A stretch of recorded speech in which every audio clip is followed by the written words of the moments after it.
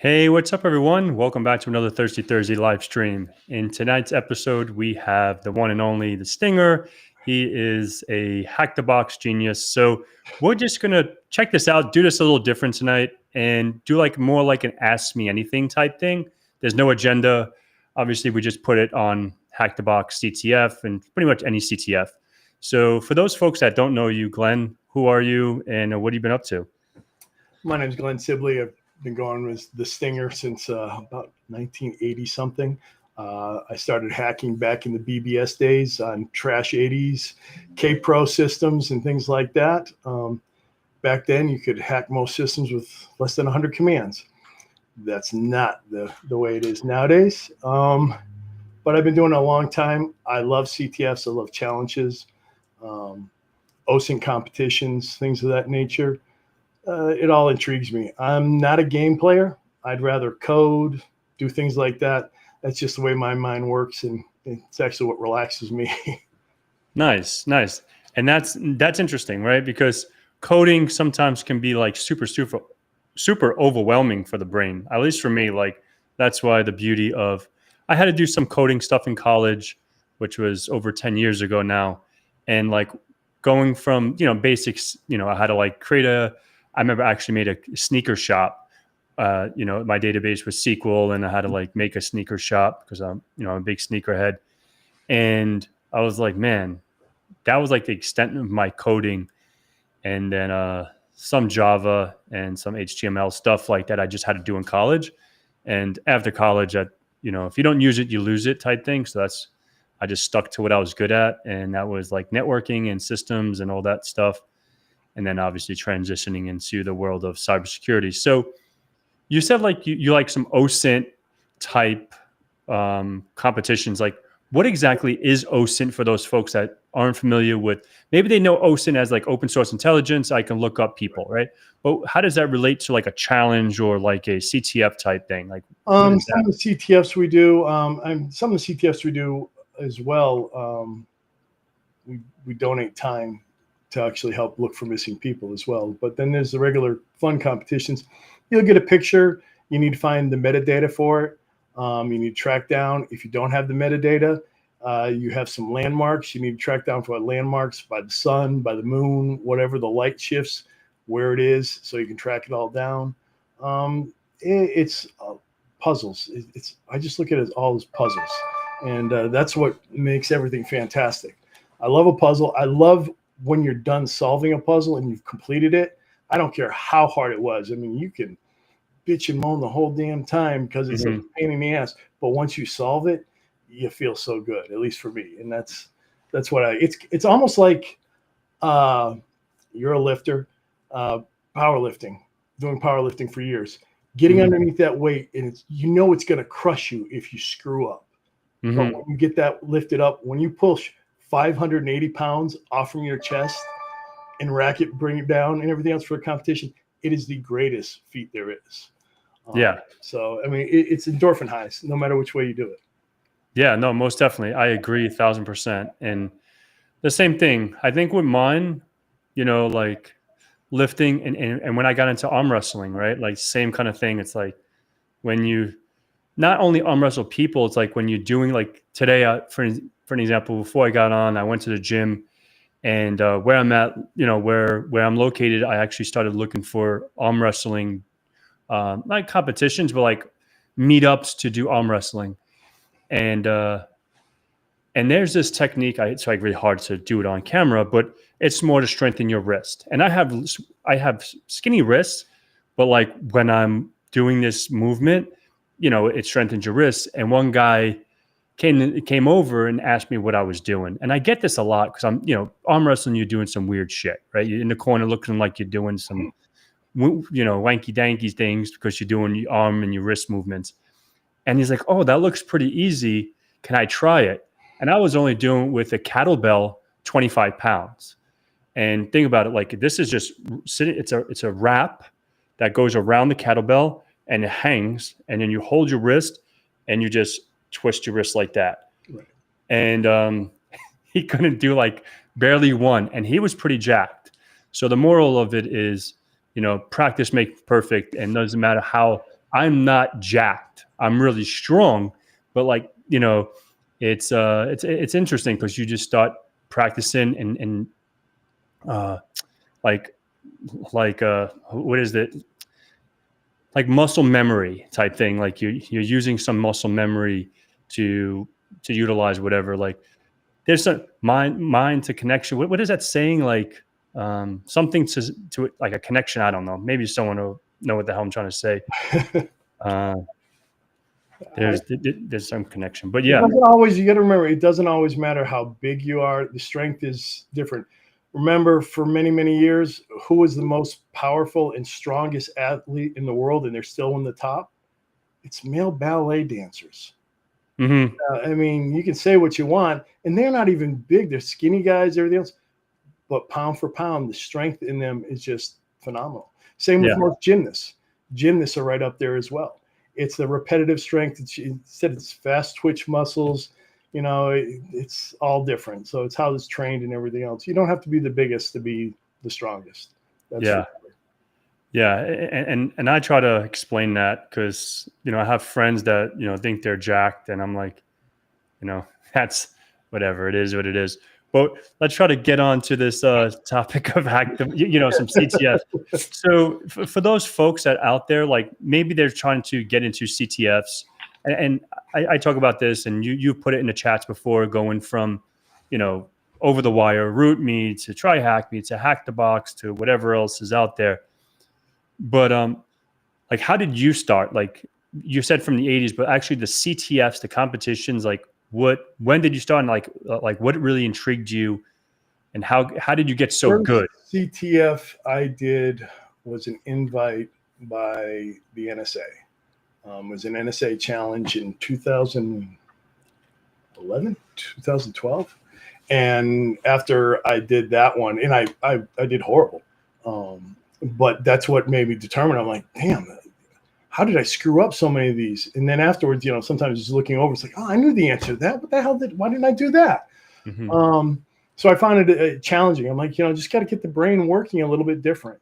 I've done cybersecurity. I've done red team work for many different ways through the years. And I'm more of I just walk into buildings, try to blend in, get in there. I'm more of a physical entry type person. I get in there one way or the other, plant a vampire trap, bash bunny, whatever we've got to hook in there, and I get the hell out and I leave the brains to take care of everything. Well, as I kept getting older, I kept saying, I know how to do that. I know how to do that. Well, let's just keep going more. And it's fantastic. It keeps nowadays they all talk about, oh, you got to worry about after 40 years old, your neuroplasticity and your brain keeping. I don't really worry about that. If I'm not getting enough now, there's a problem between work and play for CTF. So. Mm-hmm. Yeah, no, most definitely. So where would you start if you had to start today? That's been very interesting. I've always been one, and I know people aren't big. For my company, it's mandated CompTIA. Mm-hmm. I don't care if you come in with OFSEC, you're still going to take an A+ exam, because if you can't pass it, I really don't want anything to do with you. And I know people are going to hate on that, but it's not an expensive exam. We pay for it. We give you, 90 to 120 days, depending upon how you're training and everything else to get it. But I like the CompTIA stuff myself. It's not overly priced, but it doesn't have the validation nowadays of OFSEC and things like that. But like we've talked many times, there's always been this thing where people believe that, you go for the most expensive exam, it's the best. I'm not going to say anything bad about OFSEC. I think it's fantastic, but I think it's overpriced for the criteria for most people and for businesses. Mm-hmm. There are similar criteria you can do for other different programs, and everybody learns at a different rate. Mm-hmm. I love Hackthebox. Until you convinced me to do Advent of Cyber for Try Hack Me, I'd never done Try Hack Me. I looked at it and like, yeah. And then I kind of got blown off by some people at one of the Try Hack Me company at one of the conferences, and kind of left a little bad taste in my mouth. It's like, okay, they don't have time for me, and not a problem. But after going through that, it's fantastic. I will say their educational, it's just done differently. And some of my employees found the same thing. They're like, this is just an easy way of learning, the way the interactivity, and it gets their attention. At the box, I don't mind it, but there are sometimes you go 4 or 5 pages of just reading. It's no different than picking up a book. And then you're like, oh, okay, now I go do this test. Boom, boom, boom. So it's not as interactive, but for some people, that's exactly what they want and what they need. Other people need videos. I've been following you for quite a few minutes, along with several other people. And, it's sometimes there's some information I can't figure out by reading on a piece of paper or other ways. I go watch a video and I'm like, God damn, no, that makes sense. So as long as the training works for a person, I don't care if they're getting the training from Try Hack Me, Hackthebox, OSINT, TCM, any of the programs out there, Altered Security, Cyber Warfare Labs is one of the ones I'm doing right now. They're all fantastic. As long my thing is, if you can glean any knowledge out of those, that's exactly what you want. However you can learn, that's how you're going to actually excel. Just thinking that you're going to do Hack the Box and you're actually going to get anywhere in this world, you have to have that fortitude to push yourself. And I think that's what a lot of businesses, when they look at like an OSINT certificate or CompTIA with moderated testing and all this stuff, they look at it and they say, okay, well, they did A through B. They completed the whole program. That's fantastic. It used to be that, oh, wow, this person, he's got himself a master's degree. He obviously put in the time, the work. That's not always the way it works nowadays. Master's degree, CPhil, whatever you have, even a bachelor's degree. That's freaking awesome. I will always tell everybody, if you've got the mindset for university and can do it, do it. Is it the only way? No. Even the government last year started saying that, getting rid of some stuff and that there would allow more certificate programs to be able to get contracted jobs and things like that. So you can start out so many different ways nowadays. That's the advantage everybody has. You don't have to say, okay, I have to be in cybersecurity. I have to do 4 years, 6 years, 8 years, schools, go get in, everything else. Nope. It also doesn't mean that you have to go take OFSEC. If you've got the money, you want to put in the time, the training in OFSEC, freaking fantastic. If you don't, well, then there's other avenues out there. The educational programs on Hack the Box, I mean, let's look at some facts here. Weren't they the same company, OFSEC and Hack the Box, till they just separated out? Or didn't they have something to do with each other for a while? I think so. So I mean, and now I unfortunately hear bad mouthing from one group to another. That's all marketing is what I consider that is. But no, there's so many ways people can get in there nowadays and learn. An intern can start out knowing nothing and go all the way up through cybersecurity. But I'm old-fashioned, where I believe if you don't have basic technical knowledge, you're going to, especially, how do I phrase this? Especially if you want to excel in your roles, there are sometimes you need to have technical knowledge. Sometimes you need to have coding. Sometimes you need to know how a damn computer works. I'm sorry, because I tell you what, if you know how it works, it's a lot easier to go and backdoor to a CMOS hack and turn off somebody's fans to the GPU and really screw them up. It's a lot of fun. But you have to have general knowledge of that. So I believe technician first, build up from there. That's not, other people don't believe that, but it's what works for me. It doesn't work for everybody, but that's the way I generally go through it. Yeah, no, I completely agree. And FedEx, I'll get to your question here shortly about the Try Hack Me Sal 1 exam. I'm actually going to, We'll get to that in a sec. But doing that in a week or two. yeah. So yeah, I totally agree. And it's so interesting that you said some of the like the CompTIA that you require these certifications, because when I say this, my A+ certification is probably my number one hardest exam that I've taken till this day. And I've taken, I don't even know, no joke, probably close to 100 exams in my career already. Probably, from, because remember, like Microsoft for the MCSE is 7 exams, MCITP was 6 exams, like, yeah, Cisco, Microsoft, like I've taken a lot of different vendors, especially in my 20s when I was like getting into the world of computers and IT and networking and systems and stuff like that. And same thing like with CCNA, right? Like you get your CCNA, even a CCNP, even go up to your CCIE, whatever you want to do. And this is a true story. And I like to say this, and this goes back to the fundamentals and basics, like you said. Like I had a friend and he was Cisco lover, like a Cisco lover, right? And I remember when he got a CCNP route switch, and he's like, dude, I'm a Cisco expert. I'm a networking expert now, blah, blah, blah. And I remember he got his first job, and it was, with a company down here.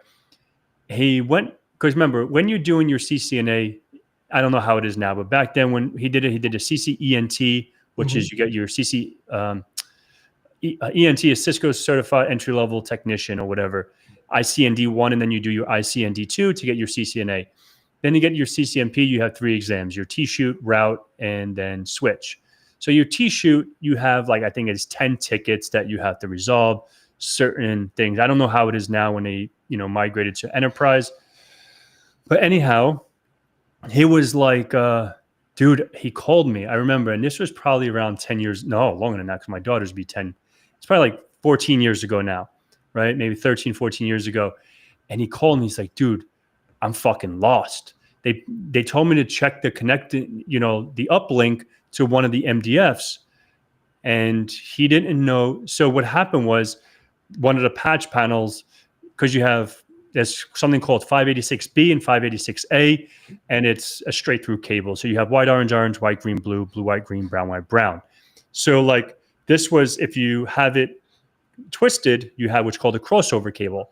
Yeah. So now a little thing was missing because he took a picture. So I guess, I don't know, whatever. If the cleaning lady, they were doing the thing and it got caught and whacked out one of the patch panels. Anyhow, so he didn't know how to patch it back in. The moral of this, if he would have took his Network Plus exam, he would have understood more about the cabling, the physical layer of the OSI model, right? So when you skip those things, and it's like saying, for an example, and now we transition to like CTFs and cybersecurity. Now we go for OSCP or CPTS or whatever. And then you say, okay, you get onto an interview and someone talks about the CIA triad, understanding confidentiality, integrity, availability, and whatever. So it's like, what is availability? What does that mean? I can hack the shit out of something, but I don't understand what integrity is, or what is, file integrity when something is tampered with, like the information security aspect of it, right? So if you try to skip some, there's always that meme that there's a lot of steps and like someone's like leaping. I don't know if you ever seen it. Like someone's like leaping up the stairs and it's like they're trying to skip so many steps. So I think that's super, super critical to take those baby steps and just absorb the technology and absorb enjoy the journey. Try not to just skip all the steps because you want to be like your friend next door. You know what I mean? Like he already went through those trenches. So you walk through the trenches yourself. And that's exactly it. And that's what, unfortunately, when people skip things, they're going to regret it. They might not at that moment, but eventually it's going to come back to them. Let's just say, for one example, all of a sudden you get in and you're doing a physical red team. Now that's my own thing. I have different views on what red teaming is and what red teaming is now. But say you get inside and you got to cut a cable to actually put something in. Do you know how long it's going to take that you can cut that cable, put ends on, put the device that you're trying to get in the middle in between it? Or say you put in a vampire tap and all of a sudden you get a red light. It's not the configuration you need. Do you know how to twist it, where to put the pin, pin number 1, and find it the right way? Mm-hmm. It's all the basics. It's what you really need to have. It's why it's so crucial for everything. It's why, the people that skip an Nmap scan but want to actually hack on the box. It's like, wait a minute. Then they're saying, well, how'd you know that this was open? Try doing an Nmap scan and reading it, or I mean, then there's the people that run Nmap scans and never look at them. I don't understand that either. But yeah, you're not going to go far if you're cheating yourself, is what it is. And the only one you're going to hurt down the line is going to be yourself. Yeah, no, most definitely. And I truly believe in that. And that's super, super important. Like you said, and understanding the Nmap and tinkering with it, right? Because you have different switches, right? Like if you just do Nmap IP address, you'll get the basics. But now if we can do enumerating services, enumerating the operating system with -O, enumerating, what is it, -SC for default scripting scan. And, these little things, or -A for an aggressive scan, just like these different kinds of switches gives you different output, and understanding what those outputs are. I think people, and I'm one of them. I'm going to say this. I was one of them. If I start up a box, I would just get the IP address and go into the browser and just see if if port 80 is open, or 8080, some of the, so I don't have to wait for the Nmap. You know what I mean? I was one of them, and I'm sort of still one of those guys, right? And so I can't even practice what I'm preaching, because I'm one of those dum-dums that try to skip some stuff, and I should go back to practicing what I preach. But I don't know if it's, and you can answer this, I don't know if it's okay, I got a little bit of experience under my belt, so I try to assume already, just by this box is, last time this was a web app box, so the same creator created it, so it's probably a similar thing, just like we were talking about earlier about this weekend's box, right? Okay, this might be a similar situation from a previous box, so I just try to jump the gun and go. Do you ever do that, or you still go from A to Z? As most people as the team realizes, I run at least on the average of 3 separate Nmap scans. I have a quick Nmap scan, then I have another one so that I just get basic information. I have another one that takes a little bit longer to run, and then I've got another Nmap scan that runs. It can take about 14 to 18 minutes. By that time, if it's an easy box, you're hopefully to be done. But there's so much information. Then there's so many people that don't realize that little things. I had somebody tell me, well, you always have to fuzz afterwards. You do realize that you can look for subdomains through an Nmap scan. There's a script that you can run for that. And they're like, no, there's not. Oh, that's funny. I've been doing it for quite a while now. So it's learning the tools.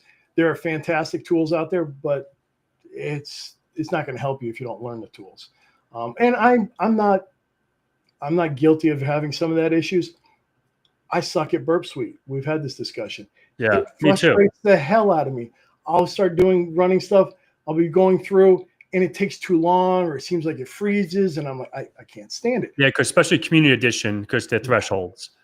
And I think that's what I've wound up against and everything else. That's why I'm actually looking for the company to have, the pro versions of that and a few other scripts. But, for CTFs, never really worried about it. But realistically, I know a lot of red teamers, even government side red teamers, that use the community editions. So, it's what's available to you and everything else. But there's a lot of tools I want to learn. I would love to take Portswigger Academy and everything else. There's a lot of courses I'd love to take. For me, it's time. Yeah. I run 2 businesses. I I am not one of those bosses that sits in the office, as you well know. I have no problem doing whatever needs to be done. So finding educational time for me it's not as easy as it used to be. But that is one of the things that I'm setting goals for myself to do that during the year, instead of just, CTF goals. It's now I'm going back into doing educational goals to refresh. Plus things change. There's always new additions, new features. You got to keep up on it. Yeah, and just like FedEx said, cardio, whatever, cardio, Cardio, however you say it. Yeah, I've been going around with that since last August, I think, with Sharugi, which is now my third VPN I use for competitions, because I use Cali Purple. People ask me this all the time. I use Cali Purple in my bare metal. That is my main for competitions. My secondary, I will use Parrot. Something about certain MAP scans just run better on Parrot, and that's just what I've encountered and everything else. And then my third one used to be Ubuntu. For just up now, I'm using Sharugi, and they've got some cool tools on there that's really nice. So. Nice. Yeah. So and like Cato, or however you want to say it, just got added into the new Parrot. So it's in there for that now. For anybody that's got the new updates for Parrot, they have that available to them. Oh, cool. Yeah. Because that's what I've been using probably for the last, 2 weeks now, after my main Cali, not my main machine, like my main VM that I had everything built out. It blew up. And so I had to like redo it. So I'm like, you know what? Let me just try to do something totally new and different. And the one thing, and if anyone's out there watching and use Parrot, the one thing I don't like is that like I enjoy, I guess there's pros and cons to this, right? So like if you did a command previously and you just start typing, it auto fills that command. Right. Parrot doesn't do that unless there's like a settings that I don't know. You have to go in to configure those settings and turn those on. I noticed that when I started using Parrot last year and was really getting into it a lot more. And that was one of the things I found. I was like, why can't I not have the history? Why doesn't it remember my commands? Yeah. There's a whole mess. There's a bunch of settings you can go in there. Might even have been a script that I downloaded and added to it to accomplish that. But now the history's on. I think I've got it set for 1,000 command history or something like that. Yeah, that's pretty cool. Yeah, snapshot for the win. Yeah. I didn't do a snapshot. Yeah, snapshot's great. I need to learn. I lost my bare metal. The hard drive it died. I mean, it happens. I mean, it's Western Digital Black, but still can go bad. But you lose everything, and I didn't have a backup on it. And that's what I do for a living, and I didn't bother backing up my own stuff. I always treated my bare metal kind of like a VM, and I realized, like, wait a minute, I don't have that snapshot button to go right back to. Damn. Now I've got different things in place for that. I have two NASs that I have to set up. I got two Synology NASs that I got, I think, just before I moved to this house, my old house. And I'm like, oh man, I need to do this. And I need to set this up and actually have a backup. But yeah, I just had things everywhere. One on another drive and an external hard drive that I used to have plugged into this machine in my old house, and my NAS downstairs, my Synology, and then I have two more that I just bought. And how do you build experience? Sorry, I've seen the same thing come up from Daniel a couple of times. Yeah, we can start looking at the chat. Yeah. So I'll start with FedEx, and then I'll just throw it on the Trent. I know it's new, but what are your thoughts about the Try Hack Me Sal 1 cert? So I guess I'll give my feedback first, and I'll tag team Glenn in. So far, the awesome thing, I just did a video, I think yesterday, and I posted it today on the sock simulator. I never tinkered with their sock simulator. So I really enjoyed that because it's, realistic, as realistic as you can get. The alerts come in, you have your analyst VM, which your tools, like if you're an analyst at work, you have your Windows machine, you maybe connect to Sentinel or MDE or Splunk or carbon black, whatever tools you use. And then you can utilize, for example, scan URL or virus total or whatever these tools are for your hashes and your URLs. And it actually has a little tool in there. It took a long time. Like I didn't catch it in my video. So like when I stopped and I started editing, I went back and something showed up on my desktop. I don't know, maybe if Try Hack Me ever watches this, that should come up a little sooner. But it is a virtual environment. It is, has to boot up. It still has to do its thing in the background. It's probably like a cold image on AWS somewhere. So once you stop it, it's like what's called deep freeze configuration. And then, so if the exam, I haven't taken the exam, I'm hoping to do it within the next couple of weeks because I just got done with the CDSA from Hackthebox, and I'm probably going to go after that exam first and then do the Try Hack Me one, just because I have so many notes and I have that all in my head, and I believe that's probably going to be a lot harder than the Hackthebox. And my last thing, I think I said this in my video, the cool thing is because a lot of people aren't into multiple choice questions. So if I was to guess, if it's like 750 to pass out of 1,000. So what is that? 75%. Right. So the two simulations are 40 each. So that's 80. So if you get a 0 on the questions and you pass the two simulations, I'm assuming you pass.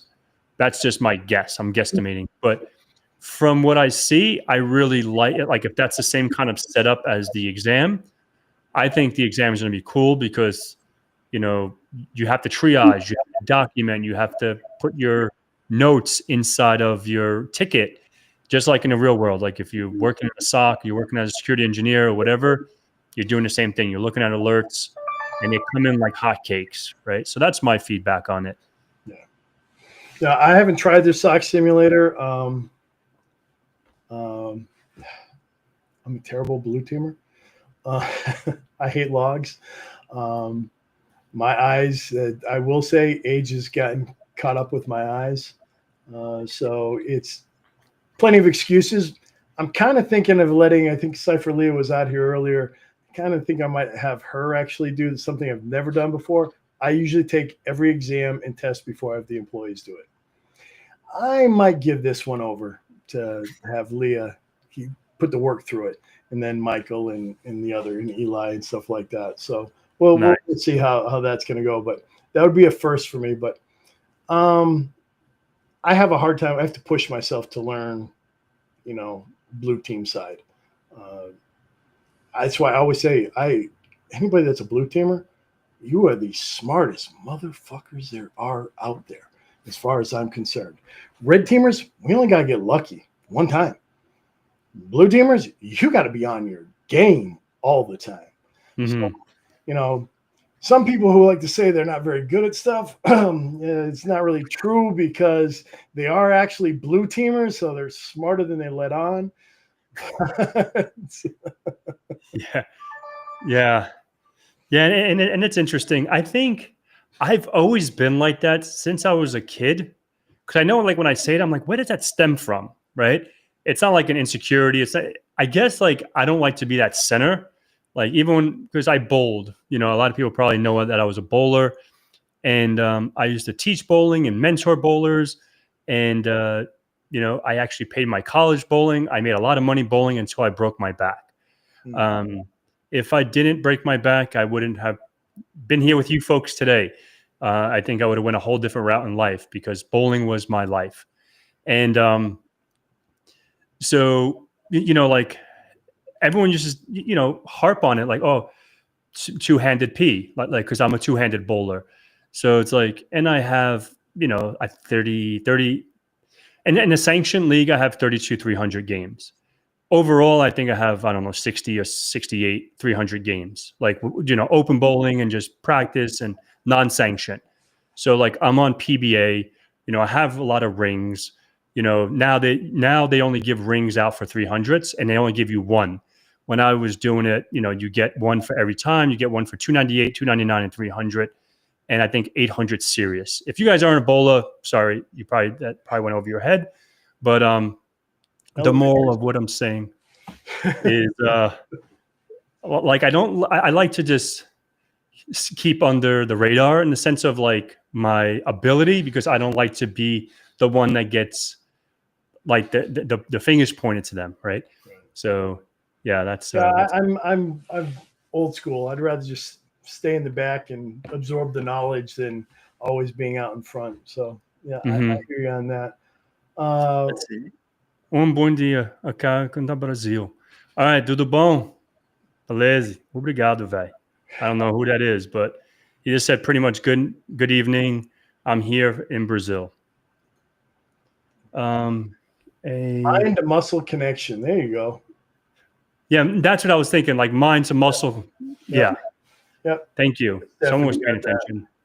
In FedEx, I understand. I preach backups to all my clients, and I'm the idiot that didn't have a backup on that machine. So, you know, it's my own fault. That's the same. Now my Windows and my Mac, yeah, they've got backups, but yeah. So this one's for you, Glenn. How did you build experience without having a job yet? Or how do you build experience without having a job yet? Without having a job, it does make it a little more difficult. But here's the things you can do. One, CTFs, I don't care what anybody's going to tell you, they're not just games.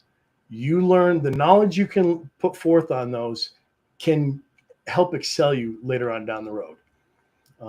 People that say it's not the same as pen testing, not the same as red team engagements, whatever.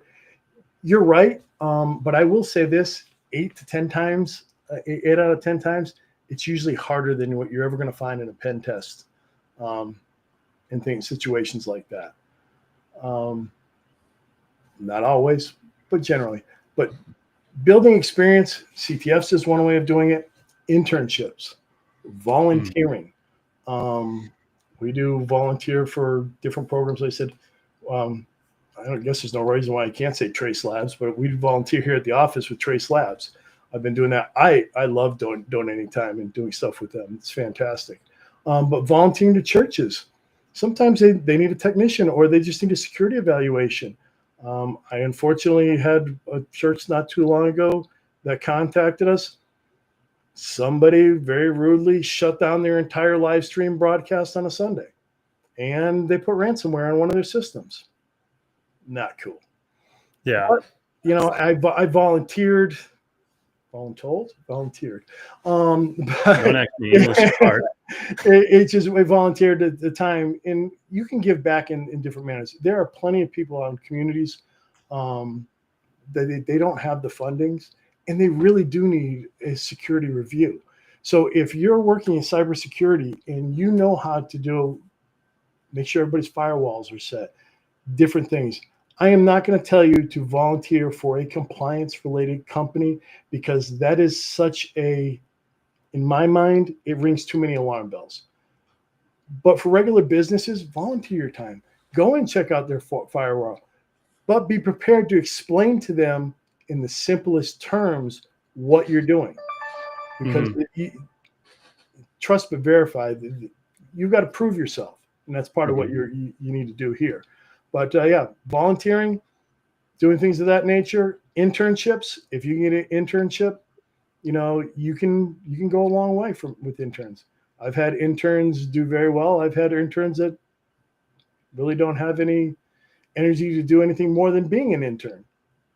Then you cut your losses and you move on to the next intern.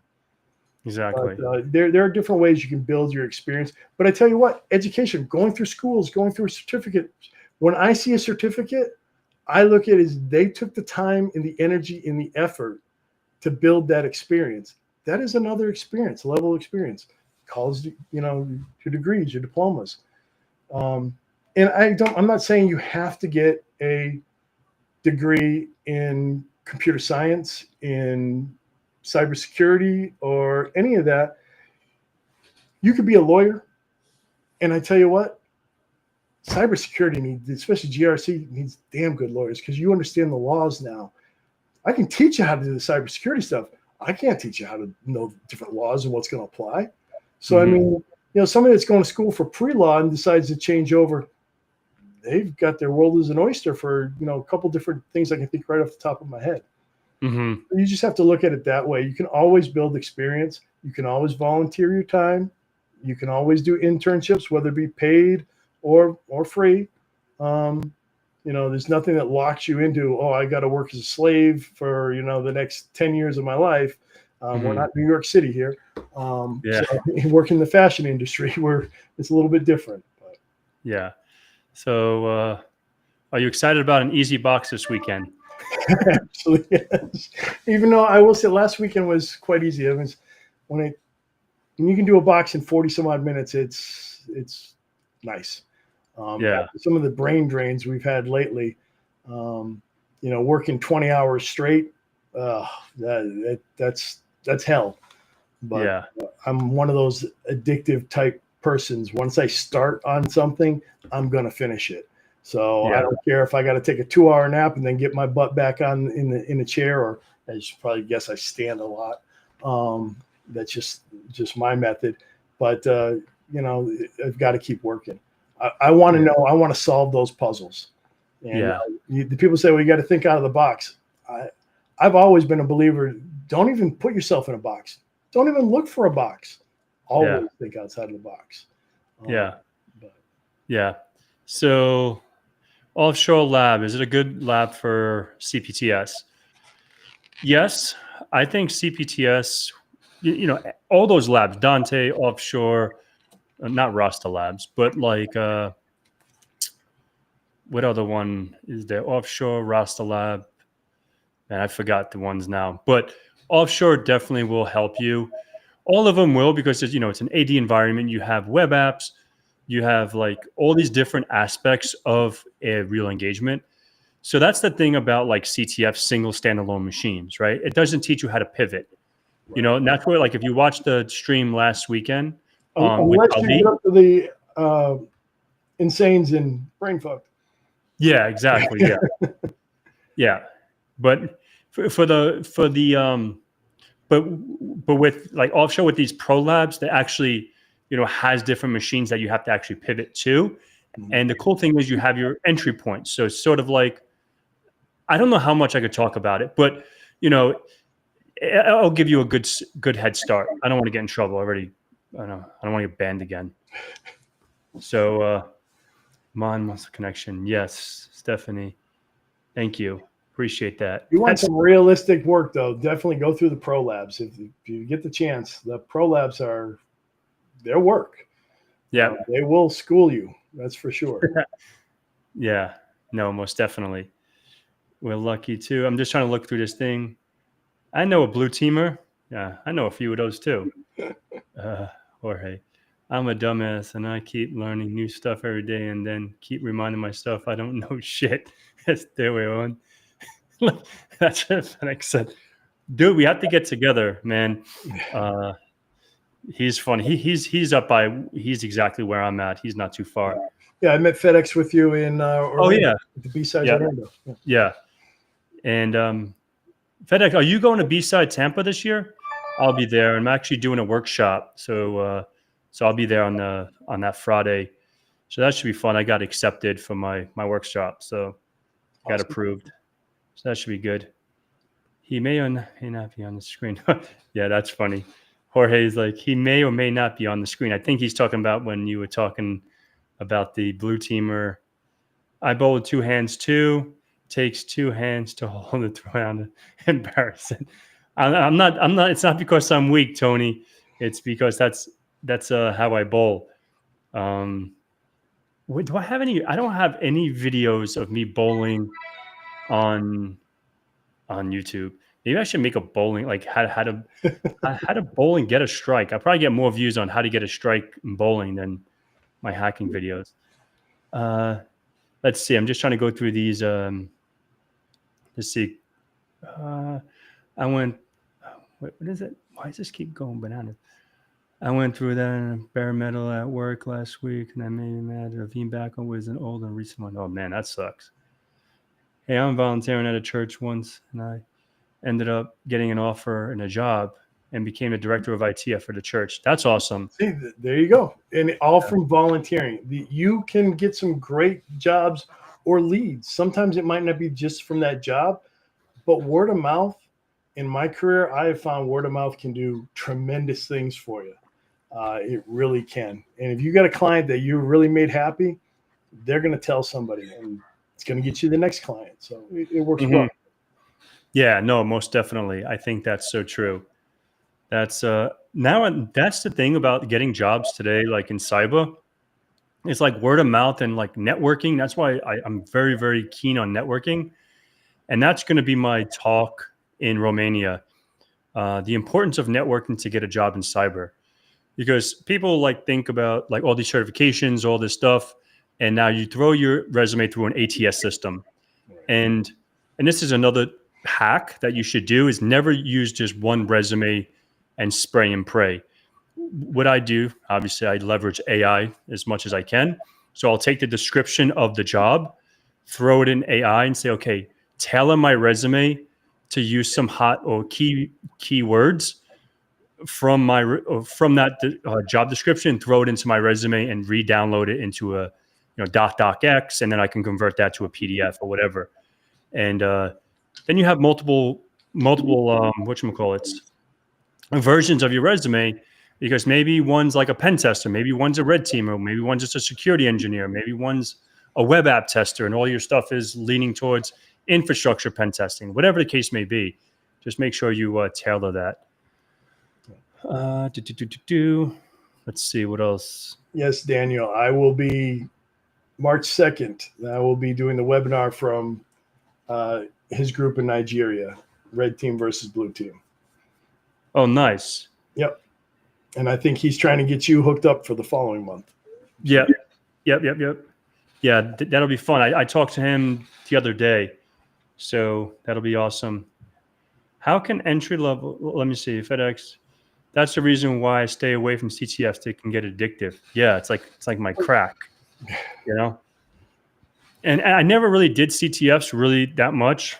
And then, like when I did my CPTS and CBBH, like, I would do like the Hackthebox stuff, but a lot of stuff was always like retired machines. I never really looked at ranks and all that stuff. And then when you came over, like, oh, I'm stuck on, I think it was Winter Garden or whatever, Magic Garden. Magic Gardens, yep. Yeah, I was like, I don't know what the fuck this guy's talking about. That was my nemesis last year. That one, I don't know why I could not get my head around it for the longest time. And then once I finally did it, I was like, oh, what the hell? It's stupid. It was easy.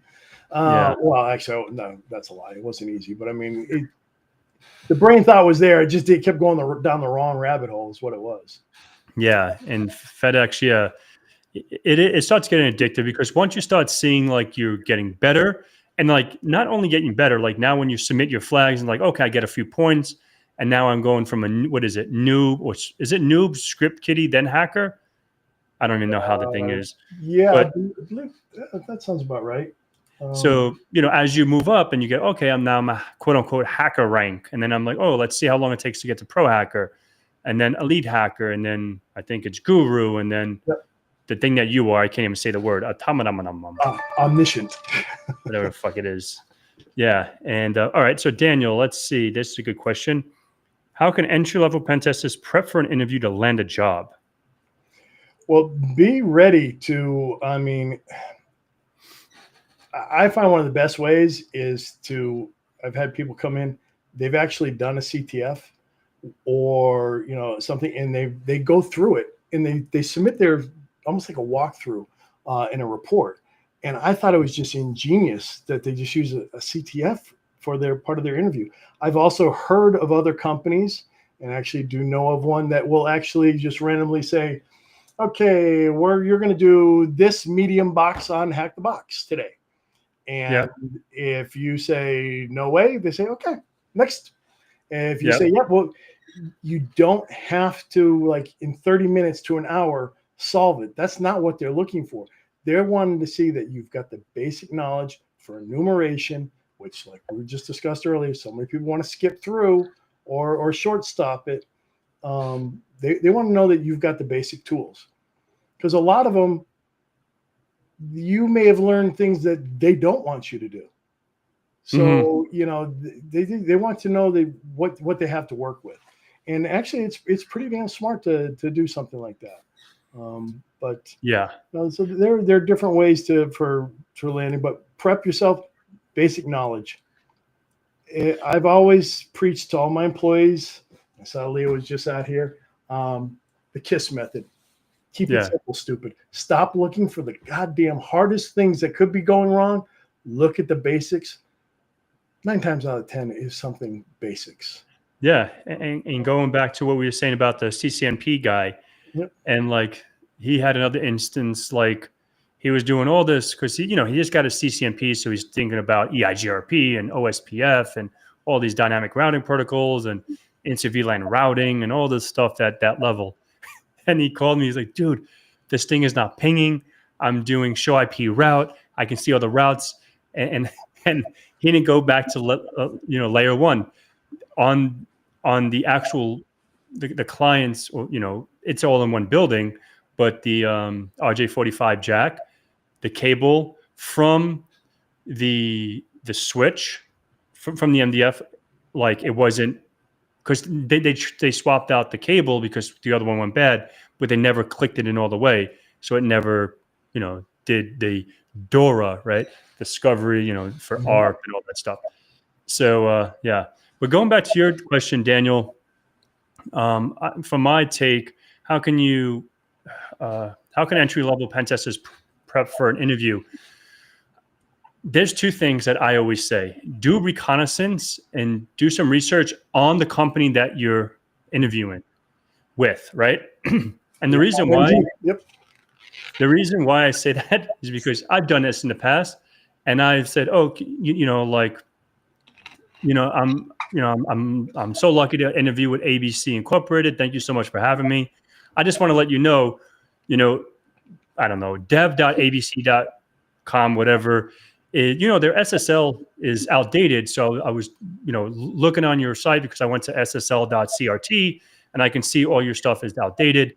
I think you should check that out, or just give them some insight about their organization, because active reconnaissance is not illegal.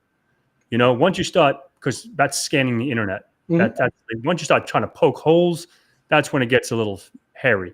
Right. But like doing basic reconnaissance and doing all that stuff, just doing OSINT, if you want to call it OSINT, whatever you want to call it, that'll definitely help you. And then obviously having some certification to get you through that HR, right? Get you through to get that interview. Because sometimes like certifications will set you apart from folks that don't have the certification, depending on how many years experience that other person has. But yeah, excuse me, hope that helps. Yeah, building your own lab will help. Yeah. Jorge's right about that. Definitely build your own lab if you're looking for experience, because not only that, see, the thing is, when you build your lab, the one thing folks don't, because they focus on like the hacking or the blue teaming, setting up Elastic and whatever SIM solution that they want to use. But what is all the preliminary stuff that you got to set up? You got to set up VMware. You got to set up a server. You have to set up sysmon. You have to set up syslogs, to ingest that data into a log aggregator. I cannot say that word. That's fucking words, tongue twister. To aggregate that data, right? So once we start aggregating that data, we have to set up so many things before that. So building a lab is not only about hacking or blue teaming, it's about having the understanding of all the interconnectings of the setup in order for your lab to even work, right? So that's super important. Nowadays you don't need a lot of money to put up a little lab. Older computers can do it, especially if you're running Linux stuff. I'm not talking about Windows based, but if you're running Linux based stuff, you can spin those up dirt cheap. Go find yourself an old, i7, heck, even an i5. Just get yourself some RAM in there, and you're good to go. Make yourself up something. It doesn't actually have to be a server to be a server, and that's what I think a lot of people in the beginning like, oh, I got to go out and buy this, used server and set that. No, you don't have to. You can. There's nothing the matter with it if you've got the funding to do it, but you can start off small. And then there's plenty of different VMs to simulate building networks as well. Yep. What's that one? EVE-NG, there's GNS3. Yep. Thank you. So, I mean, there's plenty of my ways bread you and can go butter. around building labs up without even building up a lab, but you learn basic networking, subnetting, all those things. You will thank yourself time and time again after learning how to do that stuff. I have a lot of videos on my channel about Windows and VMware and Cisco and all that good stuff. And Zephyr, yes, thank you, Paul. Zephyr was the other. So there's Rasa Labs, there's Dante, Zephyr, and Offshore, and Cybernetics, and APT Labs, and all the other ones. Oh, that's coming up for me after the break is the APT Labs I want to get done. Yeah, that one was fun. I did that with a group of folks, and shit was not easy. Hey, what's up? Hey, mate, what's up, Mayor? Let's see, Daniel. Yep, 22nd. Yeah, Daniel. I guess Glenn, you can send it over too. Like, I would love to check that out. It's gonna be live, like that. Yep, it'll be live. It'll be on Saturday, March 22nd. I believe it's from 10 to 2 my time frame over there. I believe over their time. I forgot what time frame it is for them, but I believe it's okay. 10 to 2. But we'll be ending. I'm not sure if the season's going to be ended at that point in time. I think there's like what, 4 more weeks? Yeah, I think 4 more weeks before the first break, and then we'll start up again in after DEF CON in September. So I think sorry, we have 4 more. The last one is the 29th. So yeah, 22nd. Yep. So yeah, so shoot me over the link, and I'll love to join. Check that out. Been looking forward to this all day. Awesome. Hopefully you got something out of it. It's always fun just to have new people and just talk shit and just have everyone's input. Let's see, network. So it was a live production. That was a great experience. Yeah, it was a great experience for him. And yeah, I think totally it's so important to not skip the fundamentals, man. It's word of mouth says, I'll do everything blue team and soon. Bring it, Stinger. Yeah, Leah. If you have any questions about the blue team side, hit me up. I'm way better at that. I don't tell anyone, but I guess the world knows now. Yeah, our training, the idea I put over here now, we're basically learning all purple teaming is the way we're going for everything. I want everybody to have blue team knowledge, red team knowledge, so they can work together. You may love blue team, you want to go that route. You may love red team, you want to stay that route. Mm-hmm. It's but that purple concept, I've been saying that for like 3 years now, and that's been my game plan here is basically our sock to be a purple sock. Besides the fact I love freaking purple, so that's my favorite color. So it just works out well. And then what's their name? Rebecca will ever get their purple team platypus shirts. I would love to order those in case anybody's there listening. I've been on hold waiting to order those since last fall. So. Oh, damn. So this one's been kicking my ass. So a vintage machine is really insane machine. What is your experience from vintage? I'm guessing you're talking about vintage on Hackthebox, right? Yeah. I want to pwn this machine. I was working on that and I got user, and then like I can't speak because I can't speak too much about it because it's still an active machine, but it's been kicking my butt. And haven't gone through it yet. So it is a pretty tough machine. Or I don't know if it's just tough or just like my tactics aren't working. Vintage was a solid machine. That's for damn sure. I mean, it was not an easy machine. I was fortunate. I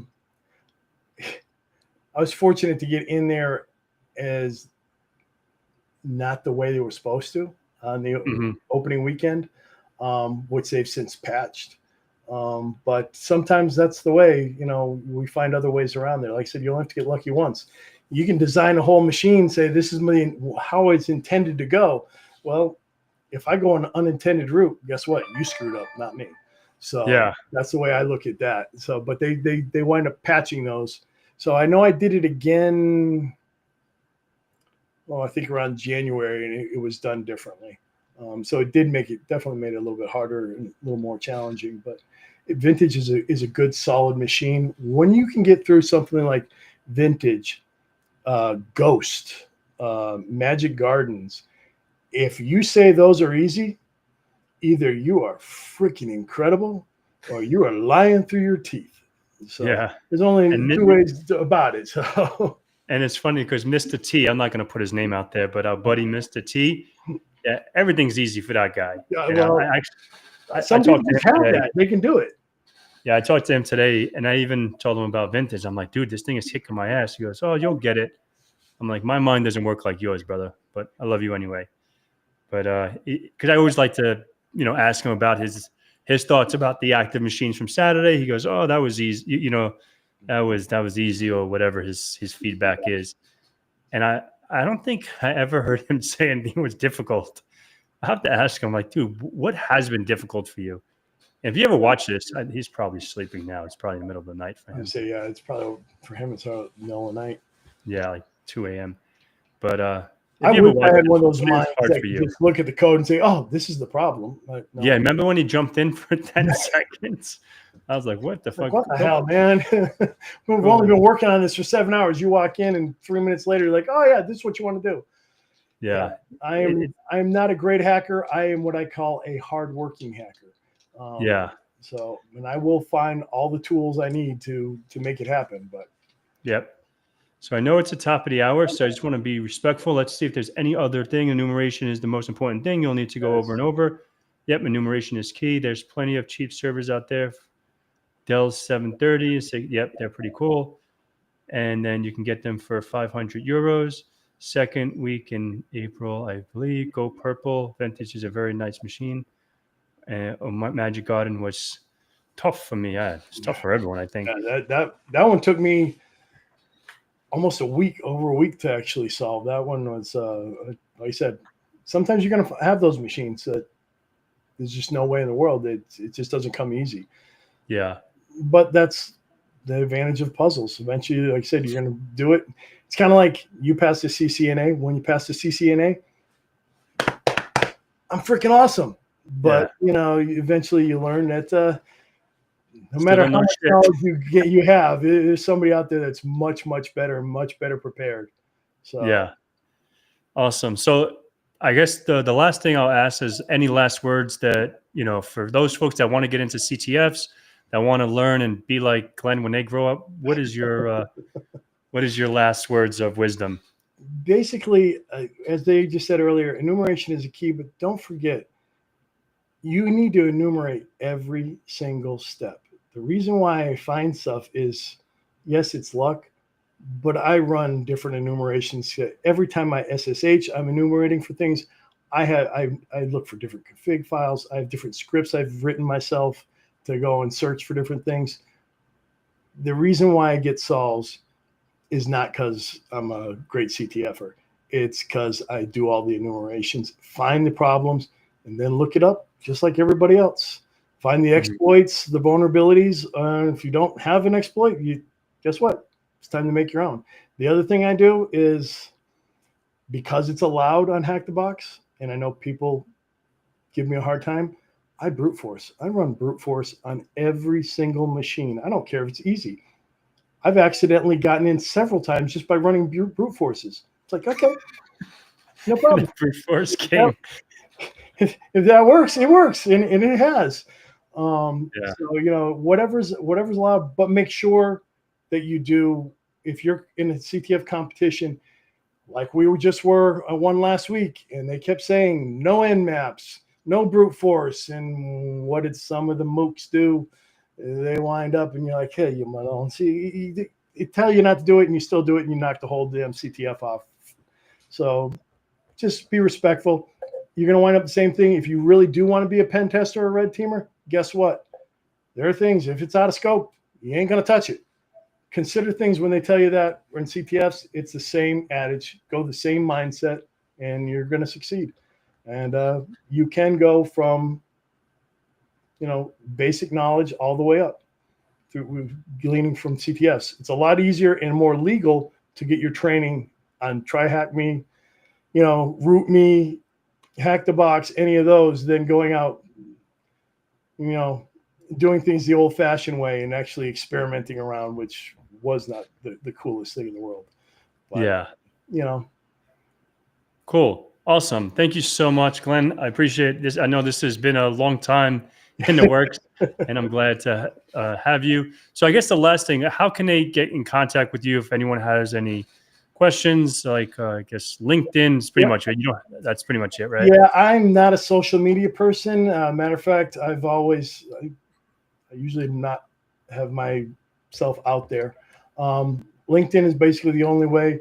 You can also contact techsquadinc.com. Go through our website. You can get a hold of us.